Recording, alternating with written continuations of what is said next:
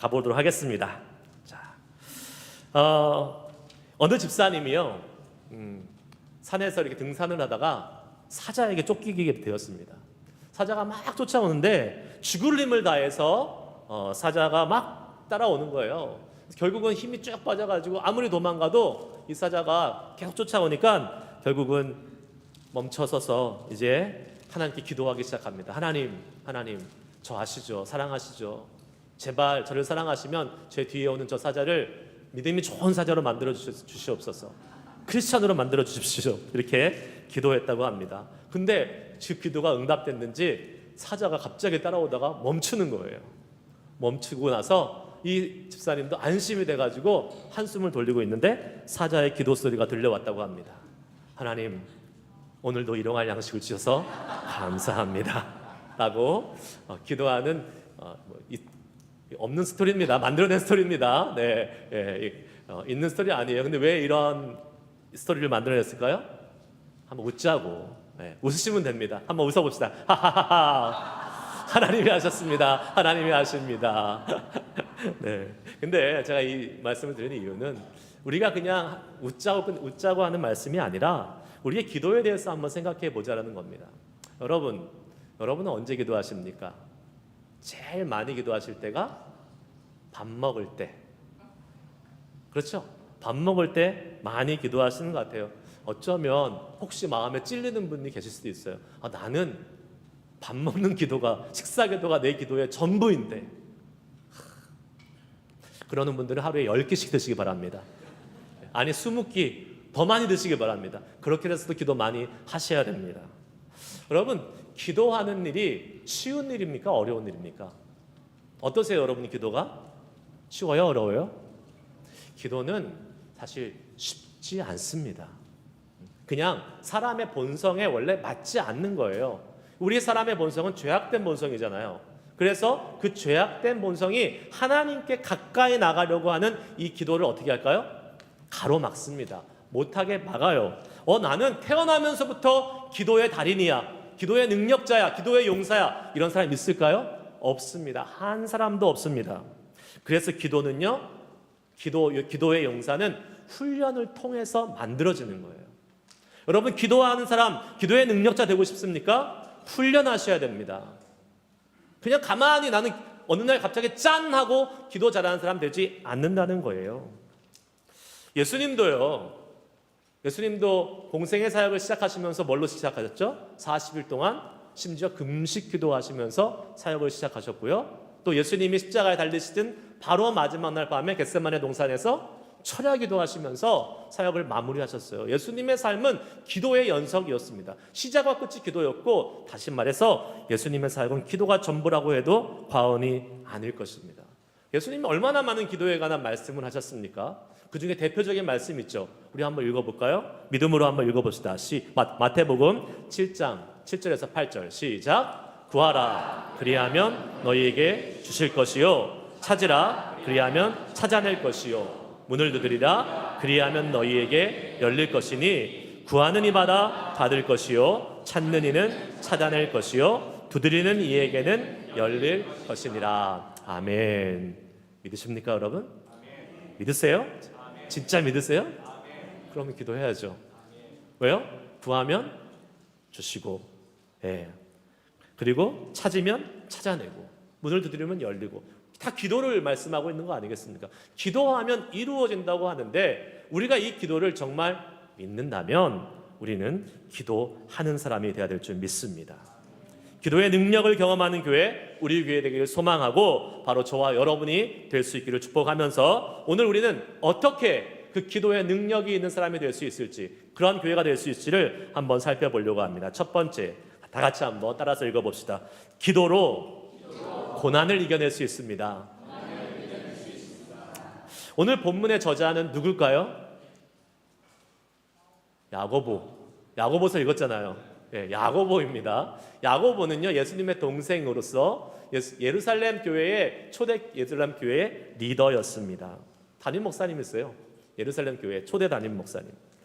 이 야고보 사도가 지금 이 야고보서를 누구에게 썼냐면 야고보서 1장 1절 2절에 보면 이렇게 기록되어 있는 것을 보게 됩니다. 제가 읽어보겠습니다.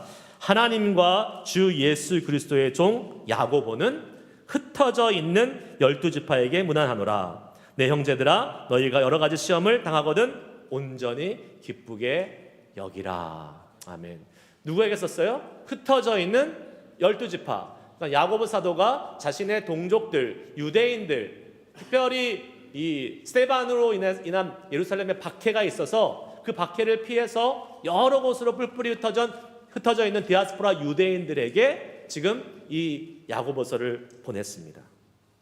왜요? 박해를 당하고 낯선 곳에 가서 살고 있는 그들의 삶이 얼마나 척박하고 얼마나 힘들고 고난스러웠는지 야고보 사도는 알고 짐작할 수 있었기 때문입니다. 그런데 그러한 고난과 그러한 어려움 시험을 당하는 이들에게 야고보 사도는 뭐 하라고 얘기했습니까? 슬퍼하라고요? 낙심하라고요? 아니요. 기쁘게 여기라 라고 말하고 있습니다. 형제들아, 너희가 여러 가지 시험을 당하거든 뭐 하라고요? 기쁘게 여기라. 온전히 기쁘게 여기라. 왜 그렇습니까? 고난을 이길 수 있는 방법을 야고보 사도는 알고 있었기 때문에 그렇습니다. 그것이 뭐예요? 뭐예요? 기도입니다. 기도. 고난을 이길 수 있는 방법은 바로 기도였습니다. 초대교회 문헌에 보면 이 야고보 사도는요, 무릎에 굳은 살이 딱딱하게 박혔다 그래요. 그래서 이 야고보 사도의 별명이 뭡니까? 낙타 무릎의 사도. 낙타 무릎의 사도. 얼마나 성전에서 무릎을 꿇고 기도하는 시간이 많았으면 이 야고보 사도는 낙타 무릎의 사도라고 불릴 만큼 기도의 사람이었고 기도의 능력을 가지고 있었던 사람이에요. 여러분, 왜 우리가 살아가는 이 한인 이민 사회에 교회가 많고 또 한국에 비하면 우리 이민 사회에 크리스찬들이 그나마 많을까요? 왜 그럴까요, 여러분? 이민 삶이 만만하지 않기 때문에 그렇습니다. 녹록하지 않아요. 아니요, 고난스럽습니다. 어렵습니다. 말도 낯설고 문화도 낯설고, 예, 그런 곳에서 살아가는 우리의 삶이 얼마나 힘든지 모릅니다. 제가 오래전에 오셨던 분의 말씀을 들어보면 70년대 이때 이민 오신 분들은요, 지금은 뭐 이렇게 한국에서 이렇게 집 팔아가지고 많은 돈 가져와서 잘 정착할 수 있지만 그때 뭐 200불? 리밋이 200불이었잖아요. 100불인가 200불인가 가지고 오셨대요. 이민백 딱 가방 두 개 딱 들고 와서. 그렇게 시작한 이민자의 삶 어땠을까요? 눈에 보도 선하죠. 얼마나 힘들었겠습니까? 얼마나 어려웠겠습니까?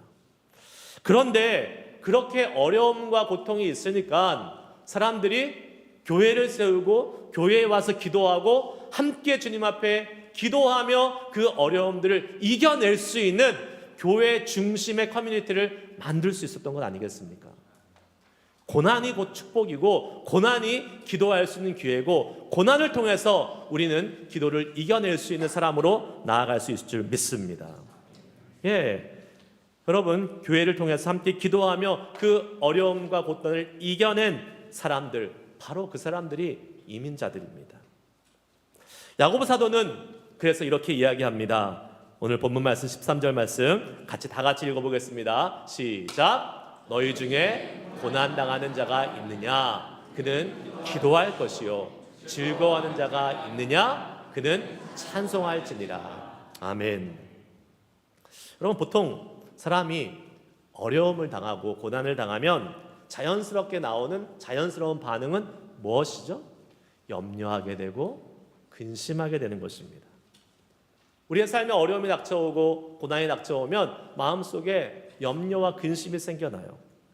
그런데 성경은 그 염려와 근심에 대해서 뭐라고 얘기하고 있습니까? 아니, 성경이 아니더라도 우리는 너무나 잘 알고 있어요. 염려한다고 그 키가 한 자라도 더할 수가 있느냐? 예수님 말씀하셨잖아요. 염려는 우리의 문제를 전혀 해결하지 못합니다.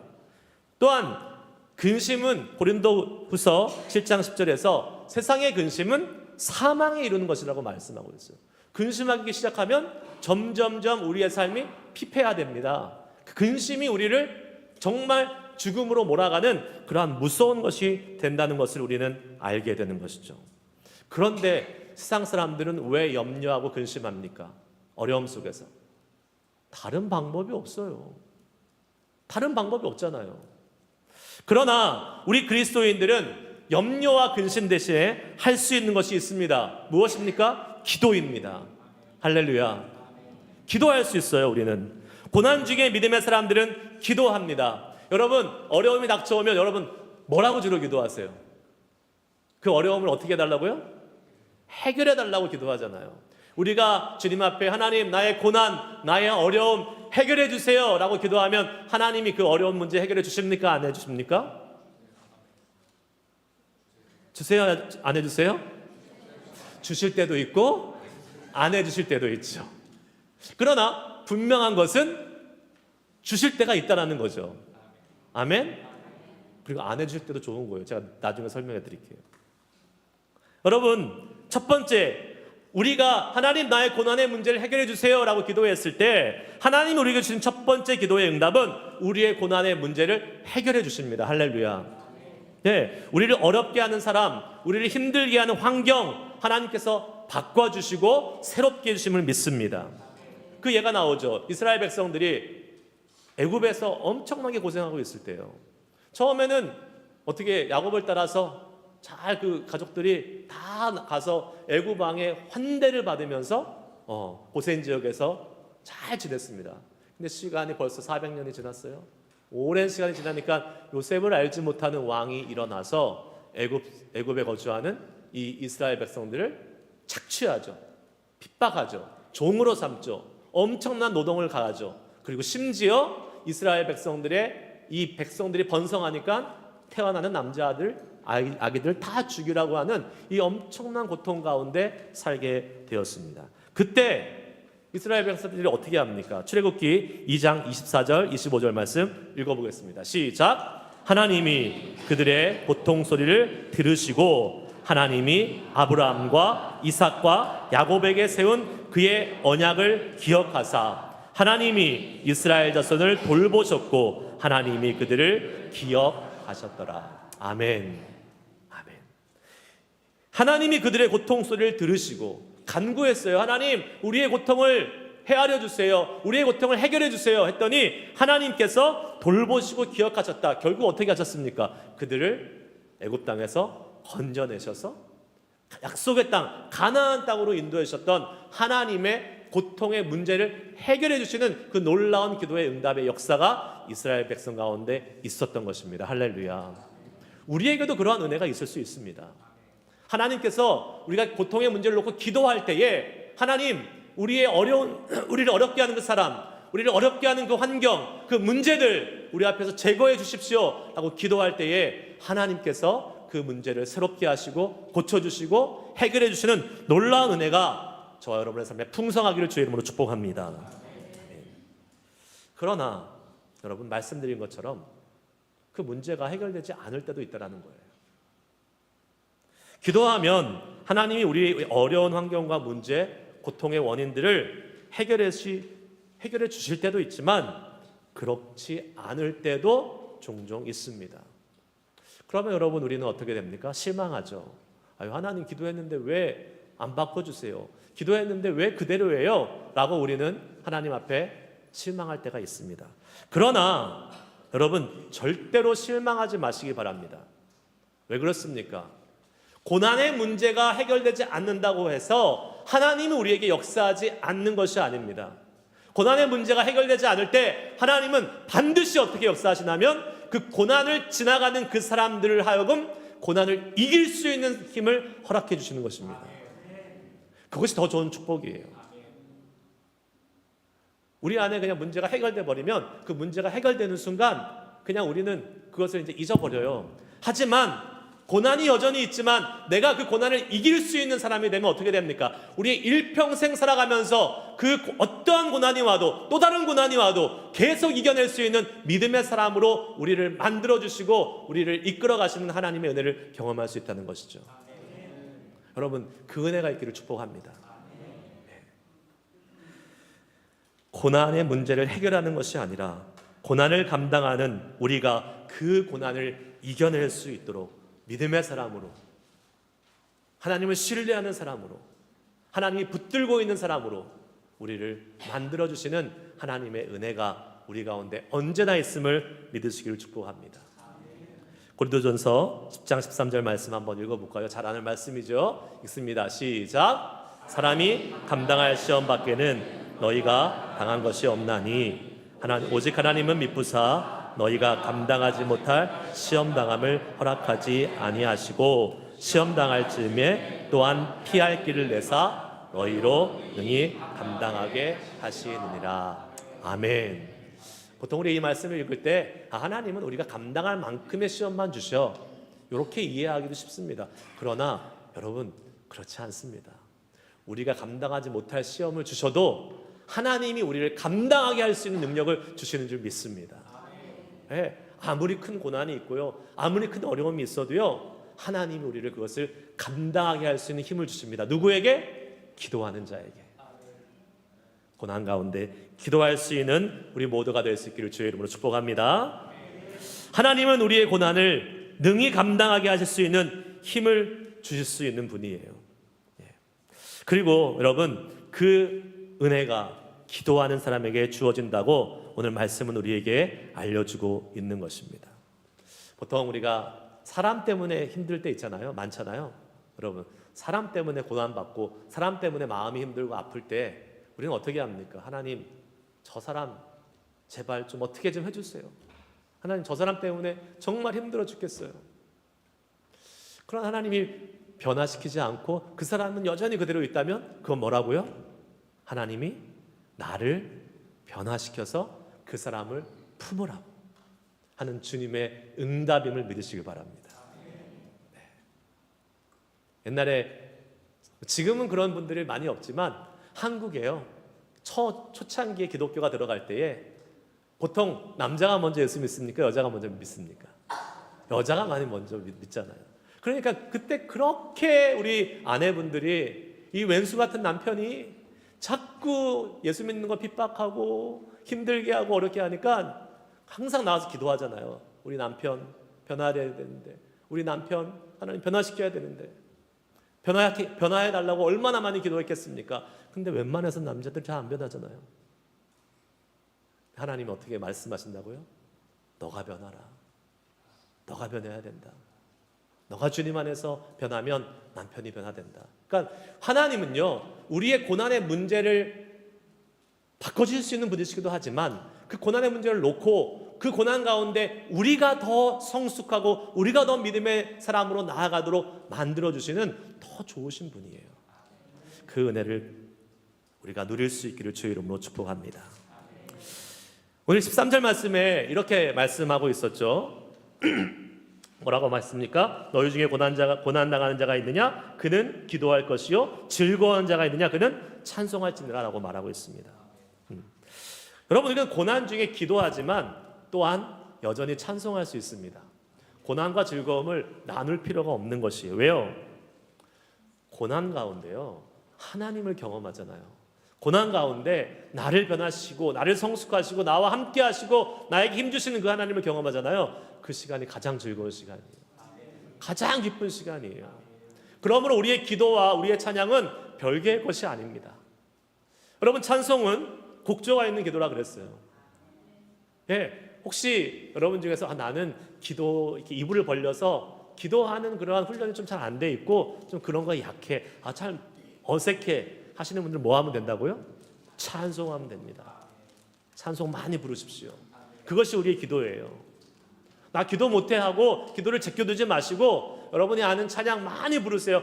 길거리를 가던 운전을 하던 설거지를 하던 일을 하던 여러분, 우리가 찬송을 많이 부르면 그 찬양 가운데 우리의 기도가 주님께 아름답게 드려지는 귀한 은혜의 시간이 되는 줄 믿습니다.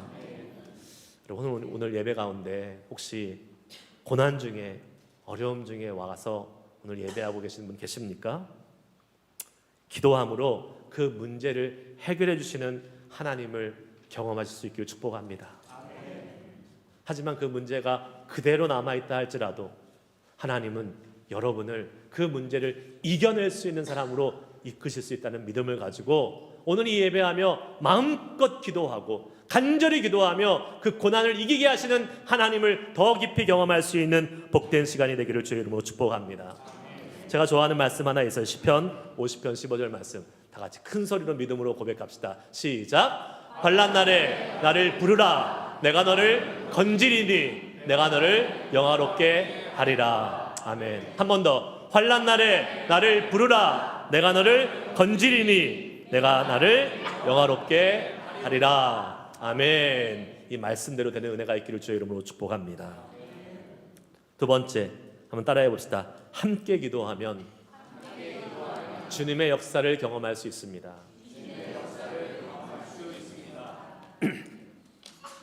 14절 말씀 한번 본문 말씀 읽어보도록 하겠습니다. 같이 읽습니다. 시작. 너희 중에 병든 자가 있느냐? 그는 교회의 장로들을 청할 것이요 그들은 주의 이름으로 기름을 바르며 그를 위하여 기도할지니라. 아멘. 우리가 살다 보면 우리가 지금 고난에 대해서 여러 가지 얘기했는데 특별히 예상치 못한 어려움, 그 중에서 가장 어려움 중에 큰 어려움은 바로 질병에 대한 어려움입니다. 병에 대한 어려움이죠. 근데 어떤 분이 그러시더라고요. 나이 들면서 아픈 거는 그냥 받아들여 이렇게 얘기하십니다. 나이 들면서 아픈 거는 자연스러운 일이야. 50대가 되면 저도 이제 50이 됐거든요. 50대가 되면 이제 하나 둘 아프기 시작한다고 합니다. 60대가 되면 여러 곳이 아프다고 합니다. 70대가 되면 안 아픈 데가 없다고 합니다. 80대가 되면 어디 아프냐고 물어보지 말라고 합니다. 이미 다 아프니까. 어차피 다 아프다고. 그런데 여러분, 아픈 게 사실은 우리는 부정적으로 생각하지만 사실 아픈 거는 우리를 겸손하게 만듭니다. 하나님 앞에 겸손히 주님을 바라보게 되고 주님을 의지하게 만들어요. 그리고 사실요, 우리가 나이가 들면서 이제 천국에 갈 날이 가까워질 때 팔팔하고 건강하게 있다가 가는 사람들은 많지 않습니다. 왜 그럴까요? 하나님이 정해놓으신 인생의 경륜이에요. 주님 앞에 설 때가 가까우면 겸손히 하나님을 의지하면서 천국에 오라는 거예요. 막 바로 전날까지 너무 팔팔해, 너무 막 힘이 넘쳐. 그럼 천국에 가서 주님 좋았어요? 이거보다는 좀 주님 힘들었는데 겸손하게 주님 앞에 엎드려 나가는 모습을 주님이 기뻐하지 않겠어요? 그러나 우리가 삶을 살다가 너무 아프거나 아니면 갑작스러운 질병 가운데 고생할 때에 성경은, 오늘 본문은 우리에게 이렇게 말씀하고 있습니다. 장로들을 청해서, 교회의 장로들을 청해서 기도를 받으라고 이야기하고 있습니다. 그리고 그들은 주의 이름으로 기름을 바르며 그를 위해서 기도하라라고 말하고 있습니다. 여기서 장로들을 청하라고 기도하고 있어요. 그러니까 장로 한 명을 청하는 것이 아니라 교회의 리더들을 청해서 그들과 함께 기도하고 기도 받으라라고 이야기하고 있습니다. 함께 기도하라고 이야기하고 있는 거예요. 여러분, 같이 기도하는 것 왜 중요합니까? 혼자 기도하는 것보다 같이 기도할 때 더 큰 주님의 역사하심과 능력을 우리는 경험할 수 있기 때문에 그렇죠. 성경은 우리에게 그것을 이렇게 말씀합니다. 마태복음 18장 19절 20절 말씀 같이 읽어보겠습니다. 시작. 진실로 다시 너희에게 이르노니 너희 중에 두 사람이 땅에서 합심하여 무엇이든지 구하면 하늘에 계신 내 아버지께서 그들을 위하여 이루게 하시리라. 두세 사람이 내 이름으로 모인 곳에는 나도 그들 중에 있느니라. 아멘. 믿으십니까 여러분? 두세 사람이 내 이름으로 모인 곳에 나도 그들 중에 있다. 주님은 우리에게 말씀하고 계세요. 여러분, 여쭤볼게요. 혼자 할 때 힘이 납니까? 기도할 때? 같이 기도할 때 힘이 납니까? 두말하면 잔소리죠. 같이 기도할 때 힘이 납니다.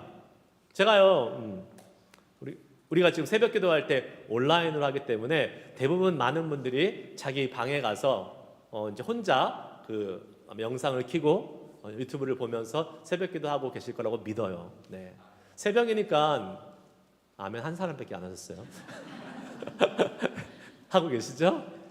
네, 하시길 바랍니다. 근데 제가 새벽이니까 이렇게 막 크게 막 할 수 없잖아요.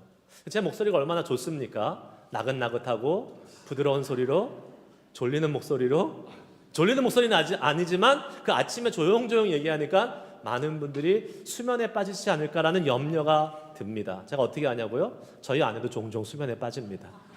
저를 사랑하는 저희 아내도 그거 새벽 예배 같이 하다가 이렇게 어느 날 가보면 깊은 수면에 빠져 있는 것을 볼 때가 있습니다. 그러니 여러분들은 오죽하시겠습니까? 그러나 여러분 생각해 보세요. 우리가 함께 모여서 기도하는 시간, 수요일 날 푸니마 기도할 시간에 여러분들 오셔서 함께 부르짖어서 뜨겁게 기도하는 그 시간이요. 그 시간에 졸면 그 사람 이상한 사람이에요. 그 시간은 졸 수가 없어요. 그 시간은요, 오히려 내가 기도를 하지 못해도 옆에서 같이 기도하는 그 믿음의 지체들의 기도를 통해서 내 영혼이 깨어나고 더 크신 하나님의 임재를 경험하게 되는 것입니다. 많이 나오세요. 기도의 자리에 나와서 함께 기도하세요. 혼자 기도하지 마시길 바랍니다. 여러분, 저도 그걸 너무 많이 느껴요. 저도 혼자 기도할 때는 때로는 하나님과 친밀하게 교제하는 그 시간이 좋기는 하지만 같이 우리 믿음의 식구들, 또 믿음의 용사들, 기도의 용사들과 함께 기도하면요, 얼마나 힘이 나는지 모릅니다. 여러분, 그 같이 기도하는 자리에 함께 할 수 있는 여러분 되시기를 축복합니다. 특별히 어렵고 힘든 문제가 있으십니까? 특별히 질병 가운데 고통당하고 분들 계십니까? 같이 함께 기도하십시오. 기도를 부탁하십시오. 그리고 함께 기도하는 자리에 나와서서 그 질병의 문제, 어려움의 문제를 주님께 놓고 기도할 때에 하나님이 그 문제를 해결하시고 병을 낫게 해주시는 놀라운 은혜를 허락해 주실 줄 믿습니다. 특히 아프신 분들이요, 약 드시면서 기도하셔야죠. 병원에 가시면서 기도하셔야죠. 그런데 그때 반드시 무엇으로 해야 된다고 기록하고 있냐면 주의 이름으로, 예수의 이름으로 약 먹고 예수의 이름으로 치료받고 예수의 이름으로 병원에 가서 수술도 받으시기 바랍니다. 14절 하반절에 보면요, 그들은 주의 이름으로 기름을 바르며 그를 위하여 기도할지니라 라고 말씀하고 있어요. 주의 이름으로 기름 바르다. 기름이라는 것은 이 고대 사회, 이 시대에 바로 종교적인 어떠한 예식이기도 했지만 동시에 의학적인 목적으로 기름을 발라서 그들의 병을 좀 이렇게 릴리브해주는 그러한 역할을 했다고 합니다. 그러니까 그냥 형식적으로 상징적으로 하는 것이 아니라 그 기름을 바르는 행위, 의학적인 행위를 통해서라도 예수의 이름으로, 주의 이름으로 할 때에 거기에 더 큰 하나님의 역사가 나타난다는 것을 믿고 행했던 것이지요. 우리 교회에 약 드시는 분들 많이 계시죠? 연세 드신 분들 정말 엄청난 양의 약을 먹고 계신데, 여러분 그 약만 믿고 약만 드신다고 좋아지는 것이 아닙니다. 약을 통해서 일하시는 예수님의 능력을 믿으시길 바랍니다. 의사를 만나도 그 의사를 통해서 일하신 예수의 이름의 능력을 믿으시길 바랍니다. 성경은 우리에게 말씀하잖아요. 예수의 이름이 능력이 있다고 말씀합니다. 베드로와 요한이 성전에 올라가다가 나면서부터 걷지 못하는 장애인이 보지 않습니까? 가진 게 없었어요. 동전이라도 주면서 적선하고 싶었는데 가진 게 없으니까. 하지만 이 베드로와 요한은 그에게 무엇을 줍니까? 나사렛 예수 그리스도의 이름을 줍니다. 사도행전 3장 6절 같이 읽어볼까요? 시작. 베드로가 이르되 은과 금은 내게 없거니와 내게 있는 것을 이것을 내게 주노니 나사렛 예수 그리스도의 이름으로 일어나 걸으라 하고. 아멘. 그럴 때는 어떻게 했어요? 발과 발목에 힘이 없고 이 안진뱅이가 일어나서 걷기도 하고 뛰기도 하고 하나님을 찬양했다고 기록하고 있지 않습니까? 무엇이 그렇게 만들었어요? 예수 그리스도의 이름입니다. 예수 그리스도의 이름에 능력이 있습니다. 그 이름으로 기도하십시오. 그 이름으로 약도 드시고 그 이름으로 병원도 가시고 그 이름으로 모든 것을 행해 나가시면서 이 예수 그리스도의 이름의 능력을 경험할 수 있는 저와 여러분이 될 수 있기를 주의 이름으로 축복합니다. 여러분, 저는요, 우리가 질병이 있고 연약함이 있을 때에 이 예수의 이름을 선포하고 함께 기도하심으로 질병이 치유되는 놀라운 은혜가 우리 가운데 나타나게 되기를 소망합니다. 사실 요새 큰 병도 있지만 여기저기 안 아프신 분들은 없잖아요. 그런데요, 예수님의 이름으로 정말 온 교회가 합심해서 기도할 때에 하나님이 하나님의 살아계심을 증거로 나타내 주시는 그러한 놀라운 기적의 역사가 우리 교회를 통해서 많이 나타날 수 있기를 소망하고 축복합니다. 분명한 사실은 뭐예요? 하나님은 그 사랑하는 자녀들이 아프기를 원하신다? 원치 않으신다? 원치 않으세요. 그리고 하나님은 어떠한 심각한 질병도 고쳐줄 수 있는 분이시다? 아니다? 분이시다. 믿으시길 바랍니다. 그 믿음을 가지고 기도하는 교회 되시길 바랍니다. 물론 우리가 모든 병을 다 기도로 낫게 할 수는 없습니다. 왜요? 하나님의 뜻이 아니면 그럴 수 있어요. 그러나 그렇다고 그것이 우리를 기도하지 않게 만들 수는 없어야 될 것입니다. 그것은 사탄의 전략이에요. 기도하지 못하도록 하나님의 뜻은 정해져 있으니까 우리는 기도할 필요가 없지, 어차피 하나님의 뜻대로 될 거니까. 아니요, 그렇지 않습니다. 아까 말씀드렸죠. 우리의 고난의 문제가 해결되지 않는다 하더라도 기도하며 나아가는 사람에게는 그 문제를 이겨낼 수 있는 힘을 주신다고요. 병이 낫지 않는다 하더라도 그 병을 이겨낼 수 있는 힘을 주시고, 그 어려움 속에서도 하나님을 신뢰할 수 있는 믿음을 놓지 않도록 주님은 우리를 이끌어 주신다는 것이죠. 기도하는 사람에게 이 은혜가 주어짐을 믿으시길 바랍니다. 말씀 마무리하겠습니다. 여러분, 오늘 본문 말씀은요, 엘리야의 이야기로 마무리되고 있습니다. 한번 같이 읽어볼까요? 17절 18절 시작. 엘리야는 우리와 성정이 같은 사람이로되 그가 비가 오지 않기를 간절히 기도한즉 3년 6개월 동안 땅에 비가 오지 아니하고 다시 기도하니 하늘이 비를 주고 땅이 열매를 맺었느니라. 아멘. 엘리야는 오랫동안 비가 오지 않게 3년 6개월 동안 무려, 여러분 3년 6개월이 아니라 3개월 반이 돼도 비가 안 오면 난리 납니다. 어려워요. 3년 6개월 동안 비를 홀드하게 만들었어요. 또 더 위대한 거는 다시 기도했더니 하늘이 열려서 비가 장대같이 쏟아지게 했던 사람입니다. 위대한 기도의 능력의 사람이죠. 그런데 오늘 본문 말씀은 엘리야가 어떤 사람이라고 얘기해요? 우리와 뭐와 같아요? 성정이 같다. 그러니까 a man with a nature like us. 그러니까 우리와 같은 본성을 가진 사람이다. 다를 것이 없다 말씀하고 있습니다. 그 말은 무엇입니까? 우리도 엘리야와 같은 기도의 능력이 있는 사람이 될 수 있다는 것을 말하죠. 믿으십니까, 여러분? 저는 이 말씀을 통해서 많은 도전이 되고 또 많은 격려가 되고 또 주님을 향한 더 기도하고 싶은 간절한 마음이 생겨납니다. 왜요? 우리도 엘리야와 같이 기도의 사람이 될 수 있다고 성경은 말씀해주고 있기 때문에 그렇습니다. 위대한 사람이 기도하는 것이 아니라 기도하는 사람이 위대한 사람이 되는 것입니다. 멋진 말 아닙니까? 누가 만들었을까요? 제가 만들었어요. 한번 따라해 보세요. 위대한 사람이 기도하는 것이 아니라 기도하는 사람이 위대한 사람이 된다. 한 번 더. 위대한 사람이 기도하는 것이 아니라 기도하는 사람이 위대한 사람이 된다. 아멘. 근데 엘리야에게 한 가지 특별한 것이 있었어요. 우리가 똑같은 사람이었는데 엘리야의 기도에 오늘 본문 말씀의 특별한 점은 하나가 무엇이었냐면 바로 그가 간절히 기도했다는 거예요. 간절히. 비가 오지 않기를 간절히 기도했고 비가 오기를 간절히 기도했고. 우리 여러분 열왕기상 말씀 보면 엘리야가 이제 갈멜살 전투에서 다 이기고 나서 비가 오게 해야 되는데 그 비 오게 하기 위해서 얼마나 간절히 기도하냐면 머리를 무릎에 박고 기도 막 하지 않습니까? 그런데 그때 기도하고 나서 사환에게 저기 가봐라, 혹시 비가 오는 징조가 보이냐 하니까 사환이 돌아와서 뭐라 그래요? 전혀 아무 징조가 없습니다.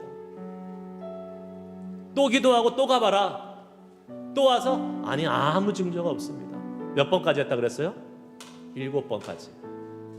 근데 이 7번은요 사실은 숫자적인 7번이라고 얘기할 수 있겠지만 영적으로 이야기하면 7은 뭐예요? 완전한 숫자 아니에요?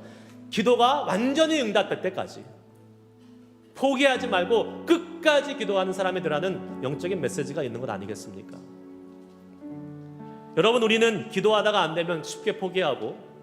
기도하다가 안 되면 그만두고 또 연기하고 이런 사람들이 아닙니까? 포기하지 말고 끝까지 주님을 믿고 기도하십시오. 간절히 포기하지 않는 기도에 하나님은 응답해 주시는 분임을 믿으시길 바랍니다. 오늘 이 시간 고난 중에 있는 분들 계십니까? 오늘 이 시간 질병 가운데 있는 분들 계십니까? 하나님이 여러분의 기도를 듣기 원하십니다. 하나님이 여러분의 기도에 응답하기를 원하세요. 한 번 기도하고 마는 것이 아니라 간절히 포기하지 않고 끝까지 기도하는 자에게 하나님은 여러분의 그 간절한 외침을 외면하지 않으시고 들어주시는 놀랍고 신실하시고 좋으신 분이십니다. 저는 오늘 예배를 마치면서 한번 기도하기 원해요. 여러분의 고난 가운데 신실하게 역사하시는 하나님, 여러분의 질병 가운데 그 질병을 낫게 하고자 하시는 하나님, 그 하나님을 경험하는 교회, 그 하나님의 역사가 풍성한 교회, 그래서 우리 교회를 통해서 정말 하나님은 살아계시구나 라는 것이 나타내고 전해지고 증거될 수 있는 교회 되기를 소망합니다. 저와 여러분이 그런 사람이 되어야 될 것입니다. 기도의 사람이 되어서 이 진정 우리 교회를 통해 기도의 능력이 나타나는 교회, 그래서 주님의 영광을 드러낼 수 있는 교회가 되기를 주의 이름으로 축복합니다. 우리 함께 기도하실 텐데 다 나오셔서, 우리 찬양팀 나오셔서 함께 찬양하시면서 하나님의 사랑을 사모하는 자, 이 찬양을 우리가 기도하는 마음으로 찬양하십시오. 주님을 간절히 바라면서 기도하실 때에 우리 한번 이렇게 오늘은 손을 좀 가슴에 얹고, 또 여러분의 아픈 곳이 있는 분들은 그 아픈 곳에 손을 좀 얹고 우리 기도합시다. 찬양합시다. 하나님, 나의 마음을, 나의 육신을 주님이 찬양을 부르고 기도할 때에 낫게 하시고 깨끗게 하시고 고쳐주실 그 능력의 하나님을 기대하고 소망합니다. 기도의 능력이 바로 이 시간 지금 여기 우리 교회에서 나타나서 우리 교회를 통하여 하나님의 기도의 능력을 경험하는 영광이 임하게 하여 주시옵소서. 우리 소망하며 찬양하고 기도하겠습니다. 하나님의 사랑을 사모하는 자,